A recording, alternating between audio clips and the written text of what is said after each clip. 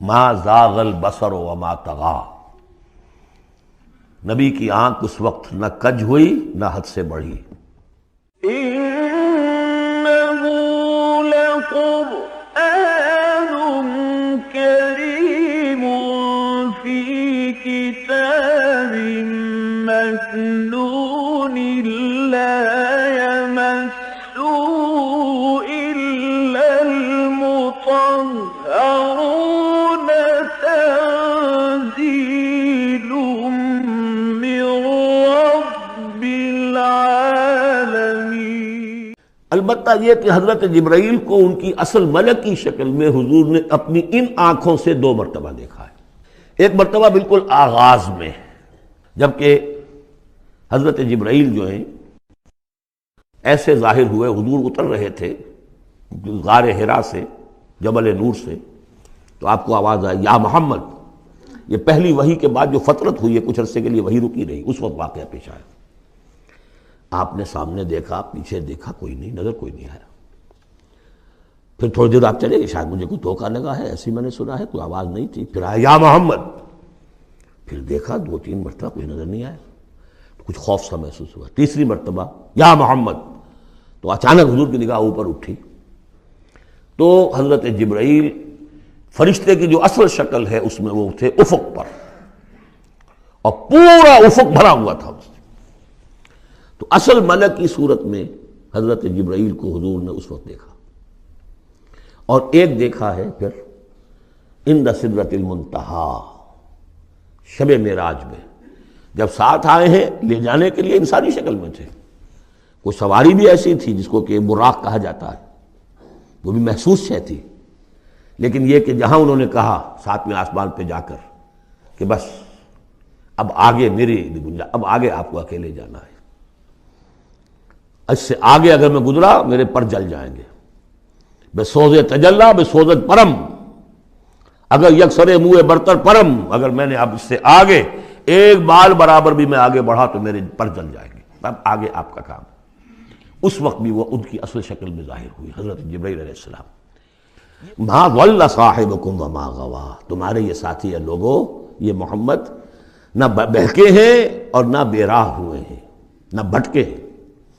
وما ينطق عن الهوى، اور یہ جو کچھ کہہ رہے ہیں اپنے جی سے نہیں کہہ رہے، خواہش نفس سے نہیں کہہ رہے، ان هو الا وحی یوحی، نہیں ہے یہ مگر وحی جو ان کی طرف کی جا رہی ہے۔ علمہ شدید القوی، انہیں تعلیم دی ہے، سکھایا ہے اس نے جو بہت طاقت والا ہے۔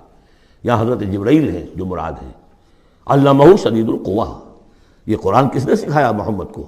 شدید القوی، ذو مرۃ، وہ بڑا زور آور ہے، فاستوی، وہ سیدھا ہوا، وہو بالافق الاعلی، اور افق اعلیٰ کے اوپر وہ محمد کو نظر آ رہا تھا صلی اللہ علیہ وسلم۔ ثم دنا فتدلی، پھر ذرا نیچے کو لٹکا، قریب آیا، فکان قاب قوسین او ادنیٰ، اور پھر وہ اتنے قریب آ گیا کہ جیسے 2 کمانوں کا فاصلہ ہو یا اس سے بھی قریب۔ فاوحی الی عبدہ ما اوحی، پھر اس نے وحی کی اللہ کے بندے کی طرف جو وحی کی۔ وہ وحی کون سی تھی؟ وہ ہے اصل میں وحی رسالت، وحی نبوت جو تھی وہ تو شروع میں آ چکی، اس کے بعد یہ فترت ہو گئی تھی، کچھ وقفہ پڑ گیا تھا۔ شروع میں وحی جس سے کہ حضور کی نبوت کا ظہور ہوا ہے وہ تو ہے اقرا بسم ربک الذی خلق، خلق الانسان من علق، اقرا وربک الاکرم الذی علم بالقلم، علم الانسان ما لم یعلم۔ لیکن اب یہ سورہ مدثر کی آیات اس وقت نازل ہوئیں، یا ایھا المدثر، جب حضور گھر آ گئے اور پھر آپ نے اپنی اہلیہ سے کہا، خوف زدہ تھے، جو بھی منظر دیکھا تھا، ملک کی شکل، فرشتے کی شکل، اب وہ تو حضور ہی نے دیکھا جو دیکھا، ہم تو نہیں سمجھ سکتے کہ آپ نے کیا دیکھا، لیکن یہ کہ اس کے بعد آپ آئے، آپ نے کہا مجھے کمبل اڑا دو، لحاف اڑا دو، لحاف اوڑھ کر آپ لیٹ گئے، تو پھر وہ وہی یا ایھا المدثر قم فانذر وربک فکبر، اے لحاف میں لپٹ کر لیٹنے والے کھڑے ہو جاؤ اور خبردار کرنا شروع کر دو لوگوں کو۔ اور تمہاری اس دعوت کا نقطہ آغاز تو انذار ہے، اور اس کا ہدف دنیا میں تکبیر رب ہے، رب کو بڑا کرو، اس کی بڑائی منواؤ، اس کی بڑائی نافذ کرو، اس کا نقشہ کھینچا گیا ہے۔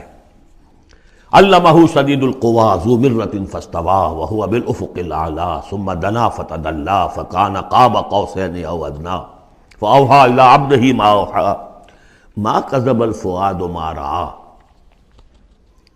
جو کچھ انہوں نے دیکھا ان کے دل و دماغ نے اسے جھٹلایا نہیں، یہ نہیں کہا کہ نہیں یہ کیا ہے۔ دیکھیے ایسا ہوتا ہے کہ کوئی غیر معمولی سی بات آپ دیکھیں تو ایک شخص ہو جاتا ہے میں خواب دیکھ رہا ہوں یا حقیقت دیکھ رہا ہوں۔ آنچہ نہیں بینے میں بیداریست تو یارب یا بے خواب، اے اللہ جو میں دیکھ رہا ہوں یا ہم دیکھ رہے ہیں یہ بیداری میں دیکھ رہے ہیں، یہ خواب میں دیکھ رہے ہیں، وہ غیر متوقع چیز۔ لیکن نبی کو کوئی شک نہیں ہوا، ما کذب الفؤاد ما رأى، یکسوئی کے ساتھ دل و دماغ اور جو بھی آپ کی آنکھ دیکھ رہی تھی ان میں کوئی کانفلکٹ نہیں تھا۔ ما کذب الفؤاد ما رأى فتمارونہ علی ما یری، تو کیا تم اس سے جھگڑتے ہو اس چیز پر کہ جسے وہ دیکھ رہا ہے؟ اقبال نے کہا نا کہ قلندر ہرچے گوید دید گوید، جو شخص اپنا دیکھی ہوئی چیز بیان کر رہا ہے تم اس سے جھگڑ رہے ہو، تمہارے لیے تو وہ ایک غیب کی خبر ہے، اس نے تو دیکھا ہے۔ افتمارونہ علی ما یری وَلَقَدْ رَآهُ نَزْلَةً أُخْرَىٰ، اس نے تو ایک مرتبہ اور بھی دیکھا۔ کہاں دیکھا؟ عند سدرۃ المنتہیٰ، شب معراج میں سدرۃ المنتہیٰ۔ کوئی بیری کا درخت ہے، وہ کیسی بیری ہے؟ ساتویں آسمان کی بیری، وہ آخری حد ہے، مخلوق کوئی اس سے آگے نہیں جا سکتی۔ اس سدرۃ المنتہیٰ، منتہا نہایت، حد، جہاں کی حد ہو گئی، وہاں تک حضور پہنچے ہیں، سدرۃ المنتہیٰ تک۔ اندہا جنت الماوا، اور سب سے اونچی جو جنت ہوگی جنت الماوا، وہ اس کے قریب ہی ہے، وہ بھی ساتویں آسمان پر ہے۔ یہ تو درجہ بدرجہ ترقی ہوتی جائے گی نا، پہلی ضیافت جو ہے، پہلی نزل جو ہے وہ تو اسی زمین پر ہو جائے گی، پھر جو ترقی ہوگی اپنے اپنے مدارج، اپنے اپنے مراتب، اپنے اپنے مقامات، اپنے اپنے ایمان کی گہرائی، اپنے اپنے اعمال صالحہ، اپنا اپنا انفاق مال و جان، اس کے حوالے سے درجے ہوں گے۔ اندہا جنت الماوا اذ یغشی السدرۃ ما یغشی، جبکہ ڈھانپے ہوئے تھا اس بیری کو جو ڈھانپے ہوئے تھا۔ اب تمہیں کیا بتائیں کیا ڈھانپے ہوئے تھا، تم نہیں سمجھ سکتے۔ دیکھیے کس طریقے سے اذ یغشی السدرۃ، کوئی انوار الہیہ کا کوئی ایسا نزول ہے وہاں جو زبان میں ادا نہیں ہو سکتا، کوئی الفاظ نہیں ہے کہ جو ان کی تعبیر کر سکے، اس پر انوار الہیہ کا کوئی نزول ہے۔ اذ یغشی السدرۃ ما یغشی، جبکہ چھایا ہوا تھا اس بیری کے اوپر جو چھایا ہوا تھا، جبکہ ڈھانپا ہوا تھا اس بیری کو جس نے ڈھانکا ہوا تھا۔ ما زاغ البصر وما طغی، نبی کی آنکھ اس وقت نہ کج ہوئی نہ حد سے بڑھی۔ یہ دو انتہائیں ہوتی ہیں، ایک تو یہ کہ آپ کسی انٹینس لائٹ کو فیس نہ کر سکے تو نگاہ ہٹائیں گے آپ، یہ جھپک لیں گے، فیس نہیں کر سکتے اگر آپ میں ہمت نہیں، استعداد نہیں ہے۔ نبی کا ظرف اتنا تھا کہ ان انوار الہیہ کا براہ راست مشاہدہ کیا ہے، اور نگاہ آپ کو ادھر ادھر کرنے کی ضرورت پیش نہیں آئی۔ لیکن طغا ایک حد ادب بھی ہوتا ہے جس سے آگے انسان کو نہیں جانا چاہیے۔ نگاہ جو ہے اس نے بے ادبی کی روش بھی اختیار نہ کی۔ علامہ اقبال نے، واقعہ یہ ہے کہ اس آیت کو میں نے سمجھا علامہ اقبال کے ایک شعر سے، اور اکثر و بیشتر لوگ نہیں سمجھ سکے اس آیت کو۔ ذوق و شوق کے نام سے جو ان کی نظم ہے بال جبریل میں، وہ میرے نزدیک ان کے شاعرانہ جو ان کی استعداد ہے اس میں بلند ترین نظم ہے وہ۔ جہاں تک پیغام ان کا جو ہے امت مسلمہ کے لیے، اس کے لیے ابلیس کی مجلس شورا، وہ کلائمیکس ہے، اور وہ ہے بھی ان کے آخری زمانے کی نظم ہے، سن 36 میں انہوں نے کہی ہے۔ اس کے بعد تو بیماری اتنے رہے ہیں، بہت کم اشعار کہے، لیکن اس میں ذوق و شوق میں ایک شعر ہے: عین وصال میں مجھے حوصلہ نظر نہ تھا، عین وصال میں مجھے حوصلہ نظر نہ تھا، گرچہ بہانہ جو رہی میری نگاہ بے ادب، میری نگاہ بے ادب بہانہ تلاش کرتی رہی کہ میں مشاہدہ براہ راست کروں، حالانکہ عین وصال ہے اس وقت، لیکن یہ کہ میرے اندر حوصلہ نہ تھا کہ میں حسن کا براہ راست مشاہدہ کر سکوں۔ عین وصال میں مجھے حوصلہ نظر نہ تھا، گرچہ بہانہ جو رہی میری نگاہ بے ادب۔ یہاں ان دونوں چیزوں کے برعکس بات ہے جو اقبال اپنے بارے میں کہہ رہا ہے۔ میں تو بے ادب بھی ہوں، اور میں تو چاہتا تھا کسی طریقے سے حد ادب سے تجاوز کر کے دیکھوں، لیکن میرے اندر تو حوصلہ نہیں تھا۔ محمد میں وہ حوصلہ تھا، دیکھا ہے، براہ راست دیکھا ہے، نگاہ جما کر دیکھا ہے، لیکن ایک حد سے تجاوز نہیں کیا، حد ادب کے اندر رہے۔ ما زاغ البصر وما طغى لقد رأى من آیات ربہ الکبریٰ، دیکھا انہوں نے اپنے رب کی عظیم ترین آیات کو۔ اب وہاں جا کر جو مشاہدہ ہوا ہے وہ تو اللہ کی عظیم ترین آیات کا ہے، اور اسی سے در حقیقت دلیل ہے ام المومنین حضرت عائشہ صدیقہ رضی اللہ تعالی عنہ اور حضرت عمر رضی اللہ تعالی عنہ کا جو قول ہے۔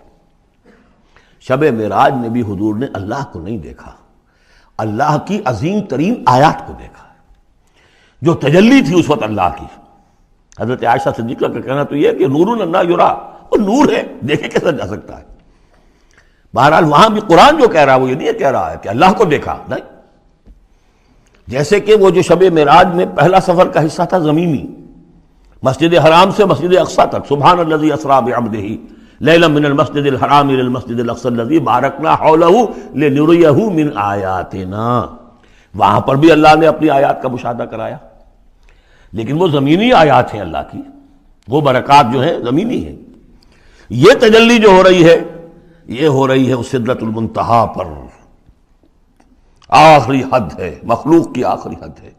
اس سے آگے کہیے حرم ہے، حریم ذات ہے اللہ کی، جس میں کسی غیر کا کوئی دخل ممکن نہیں۔ اس حد پر جا کر جو وہاں تجلیات باری تعالیٰ تھے ان کا مشاہدہ کیا ہے۔ لقد رأى من آیات ربہ الکبریٰ،